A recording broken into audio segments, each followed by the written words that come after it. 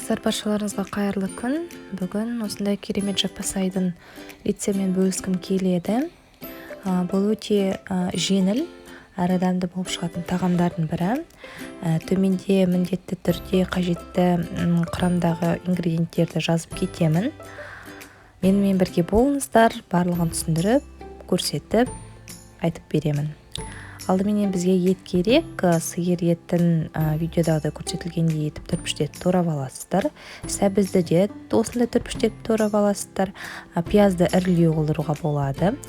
Картопты да осындай түрпіштеп турап аласыздар. Тәтті бұрышты да түрпішті етіп турап аласыздар. Кейін қазанға немесе шұңғыл табаға сұйық май құясыздар. Сұйық май мөлшерін өзіңіз көз мөлшермен құясыздар. Соның үстіне етті салып, жақсылап тұрып, қуырып аламыз. Қуыру уақыты шамамен 5 минуттей. Кішкене суы татылғанша қуырған соң, оның үстіне сарымсақ пиязымызды қосамыз. Пияздың үстінен сәбізімізді қосамыз да жақсылап тұрып араластырамыз. Сәбіздің аздап шырыны шығады, сондықтан да суы тартылғанша біраз араластыратын боламыз. Осы жерде мен тұзын, бұрышын және де дәмдеуіштерді қостым. Кейін болгар бұрышын саламыз. Болгар бұрышының үстінен картопты саламыз. Барлығын жақсылап тұрып араластырамыз. Газдың асты менде орташа жылдамдықта тұр. Жақсылап тұрып барлығын араластырып аласыздар. Кейін осыған бір ас қасық томат қосасыздар. Жақсылап тұрып араластырасыздар. Кейін үстіне суымызды қосып, жаңағы орташа жылдамдықтан төмендеу қойып қоясыздар газдың астын. 50 минуттай бұқтыратын боламыз. Яғни еті жұмсақ болып піскенше, барлық көкөністер жұмсақ болып піскенше 50 минуттай ұстайтын боламыз. Тұзын, бұрышын, қалған дәмдеуіштерін мен қосып қойдым. Енді қамырын жасаймыз. Ол үшін жаңағы суымызға тұзымызды қосамыз. Осы судың үстіне жұмыртқамызды қосамыз, араластырамыз.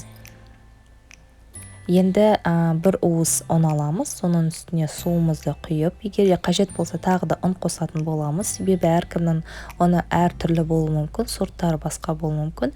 Сондықтан да мен мына жерде маған қажет болды, тағы да ұн қостым.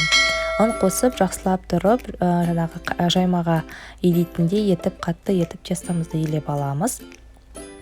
Уақыт бар болса, онда кішкене қойып қоюға болады. Біраз жаңағы кішкене ені қанғанша. Кейін оны жаймаға жайғанда етіп жайып аласыздар. Енді оның ортасына сұйық майды осылай етіп жағасыздар видеодағыдай. Мен бір қолмен телефон ұстағандықтан маған кішкене біраз ыңғайсыз болды.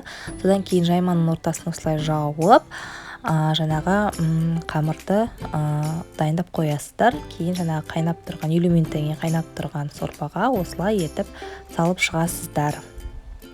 Қақпағын жауып 10 минуттай жаңағы наны піскенше пісіресіздер. Осындай бұқтырылып тұрып осылай піседі. Міндетті түрде тұзын тексеріп алыңыздар. Кейін алдымен осылай жаңағы қамырын салып аласыздар. Қамырдың ортасына осылай жаңағы іштегі көкөністерін, еттерін салып, үстіне укроп қалауларыңыз бойынша себуге болады. Міндетті түрде сорпасын құйып, осындай ыстық күйінде бересіздер. Астарыңыз дәмді болсын. Сіздермен болған мен Райхан.